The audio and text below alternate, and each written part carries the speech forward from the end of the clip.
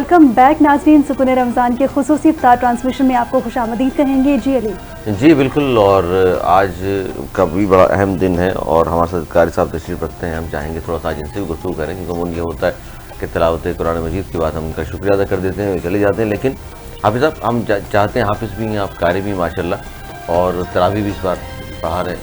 कितने सिपारे हो चुके? मेरे अल्हम्दुलिल्लाह आज जो है ना 29.5 सिपारे हो जाएंगे। आज 29.5 हो जाएंगे, कल इंशाल्लाह कल आधा पढ़ेंगे तो मुकम्मल मौजूद हो जाएगा इंशाल्लाह। अच्छा। तो कितने अरसे से कारी साहब पढ़ा रहे हैं आप? मैं अल्हम्दुलिल्लाह ये मेरा 18 साल हो गए मुझे मुकम्मल माशाल्लाह कुरान मजीद तरावी में सुनाते हुए। तरावी में सुनाते जी हुए। मेरी 11 साल की उम्र थी, उस टाइम मेरा आधा पारा रहता था, तो मैंने शुरू किया था। तो आधा पारा जो है ना मेरे वालिद साहब ने फिर पढ़ा था, बाद में जब मैंने मुकम्मल कर लिया था। अच्छा, माशाल्लाह माशाल्लाह। ज़ाहिर। और ये बताइएगा कि नॉर्मल दिनों में और रमज़ान में जो मसाजिद में बरकतें होती हैं, मसाजिद में जो रहमतें होती हैं, वो कैसा एक्सपीरियंस रहा आपका? इतने सालों से आप तरावी पढ़ाते हुए आ रहे हैं। जी नॉर्मल दिन में ये होता है कि भी नमाजी आते हैं, नमाज़ पढ़ के चले जाते हैं। तो रमज़ान मुबारक में ये होता है कि कुछ देर फिर बैठते भी हैं, ज़िक्र अज़कार करते हैं, कुरान मजीद की तिलावत भी करते हैं। तादाद भी तो कारी साहब बढ़ जाती है। जी तादाद भी बढ़ जाती है, बहुत तादाद होती है लोगों की। अल्हम्दुलिल्लाह। आम दिनों में कम हो आम जाती दिनों में हमारी मस्जिद के अंदर रहमानिया में तकरीबन कोई 1000 के करीब होता है हर नमाज पे, और रमज़ान मुबारक में तकरीबन 2000, 1500, 1400 के करीब हो जाता है। अच्छा, बढ़ जाते हैं जी। और फिर रमज़ान में ख़ास तौर पर अगर जुम्मतुल मुबारक हो तो फिर तो जी बहुत ज़्यादा जुम्मतुल मुबारक के अंदर हमारे पास आम दिनों में तकरीबन कुछ 4000 बंदा होता है, और रमज़ान मुबारक में इससे फिर डबल हो जाते हैं। अच्छा, वो बाहर तक लोग होंगे, बाहर तक रोड वाले तक लोग होते हैं वहाँ पे। कैसा लगता है आपको जज्बा, खास तौर पर रमज़ान के बाद बरकरार नहीं रहता लोगों का, लेकिन चले रमज़ान तक की जी इतनी ज़्यादा तादाद में आते हैं तो ज़्यादा खुशी होती होगी आपको? अल्हम्दुलिल्लाह खुशी होती है कि भी इतने लोग माशाल्लाह आते हैं, और दूर दराज से। ये मुझे एक फ़ख्र है, अल्लाह रब्बुल इज़्ज़त की करम नवाज़ी है कि सुनने के लिए भी आते हैं दूर दराज से लोग, सिर्फ तरावी सुनने के लिए या तिलावत सुनने के लिए। ये भी ज़ाहिर है। बिल्कुल। अच्छा, ये भी जानना चाहेंगे, जिस तरह हम ब्रेक में भी बात कर रहे थे कि हाफिज़ आप हैं माशाल्लाह, हाफिज़ और कारी में डिफरेंस तो सबको पता है, लेकिन आप ये बताइएगा कि हाफिज़ बनने के लिए कितनी मेहनत लगती है, कारी बनने के लिए कितनी? जी हाफिज़ बनने के लिए कम से कम जो है ना, कम से कम 3 साल 2.5 साल चाहिए, क्योंकि वो बच्चे के ऊपर डिपेंड करता है कि वो कितनी सलाहियत रखता है। अच्छा, इसमें एक और बड़ी अहम बात है, लोग कहते हैं कि जी अगर बहुत छोटा बच्चा है जी 10 साल से कम उम्र है तो आसानी से वो हिफ्ज़ कर भी लेगा, उसके बाद जिस तरह एज बढ़ रही होती है तो सीखने की सलाहियत शायद या याद रखने की सलाहियत कम होती है। बिल्कुल ऐसा ही मेरा एक ताल्लुक़ मिनहाजुल कुरान से है, तो हम तकरीबन 6ठी क्लास में लेते हैं बच्चे को, और साथ हिफ्ज़ भी कराते हैं। 3 साल तक उसको हिफ्ज़ कराते हैं, उधर से 8 क्लास भी उसकी पास हो जाती है। अच्छा, साथ में पढ़ा भी रहे? जी जी, साथ स्कूल भी पढ़ाते हैं, साथ ना रह जाए, जी उस जी लिहाज से बिल्कुल स्कूलों का निज़ाम है हमारे यहाँ। 3 साल के बाद बच्चे को अगर मंजिल उसकी अच्छी है तो उसको डायरेक्ट जो है ना हम तजवीद की क्लास में बिठा लेते हैं, तो अगर ना उसका 1 साल जो है या 6 महीने उसको गर्दान के ऊपर लगाते हैं, फिर उसके बाद जो है ना उसको तजवीद और क़िराअत की क्लास में बिठाते हैं। ये मैक्सिमम 2 साल का जो है ना हमारा पीरियड है क़िराअत हफ्स का, इमाम हफ्स रहमतुल्लाह अलैह के क़िराअत का। अगर आप सबा और अशरा की क़िराअत सीखना चाहें तो वो तकरीबन 3 साल का वो पीरियड है। अच्छा, पाकिस्तान में क़िराअत के हवाले से तो जब भी हम सुनते हैं जी कारी अब्दुल बासित साहब को ज़्यादातर लोग शौक़ से सुनते हैं, फॉलो करते हैं, दुनिया भर में ज़ाहिर एक नाम भी है उनका। आपको भी उन्हीं की आवाज़ बहुत पसंद है? जी अल्हम्दुलिल्लाह, वो तो बस बंदा सुनता है तो एक रोंगटे खड़े हो जाते हैं कि अल्लाह रब्बुल इज़्ज़त जी रिक्कत तारी हो जाती है, और फिर सुनने में भी मज़ा आता है। और आपके कौन उस्ताद रहे हैं क़िराअत में? क़िराअत में मैंने मुख्तलिफ़ असातिज़ा से पढ़ा है। सबसे पहले मेरे वालिद साहब हैं, जिनसे मैंने हिफ्ज़ भी किया है और तजवीद और क़िराअत भी 1 साल पढ़ी है मैंने। फिर हमारे उस्ताद क़िबला कारी फ़िदा हुसैन सईदी रहमतुल्लाह अलैह, बेसिक उनका ताल्लुक़ लोधरा से था, तो मेरा ताल्लुक़ रहीम यार ख़ान से, उनका इदारा रहीम यार ख़ान में था, तो उधर ही पढ़ते रहे, 1 साल उनसे पढ़ा है।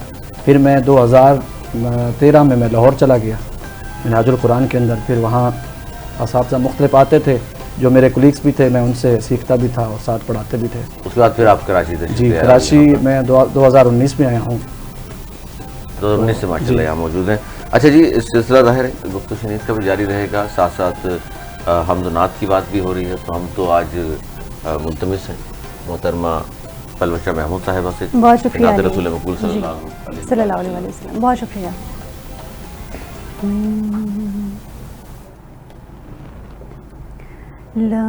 लमयाती नज़ीरो कफ़ी नज़र नजरिन मिसले तो न शुद्ध पैदा जाना। जगराज को ताज तोरे सर सो है।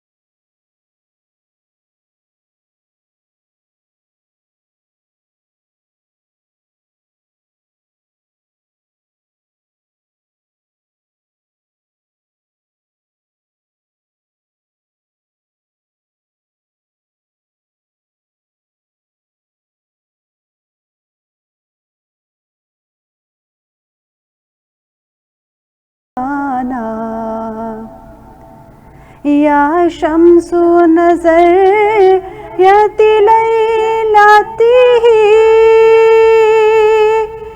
जो बतिया रसी अरज़े बकुनी जो बतिया रसी अरज़े बकुनी तोरी जोत की झल झल जग में रची तोरी जोत की झिल झिल जग में रची मेरी शब होना दिन होना जाना मेरी शब होना दिन होना जाना लमयाती नज़ीरों का फी नज़रिन मिसले तो न शुद्ध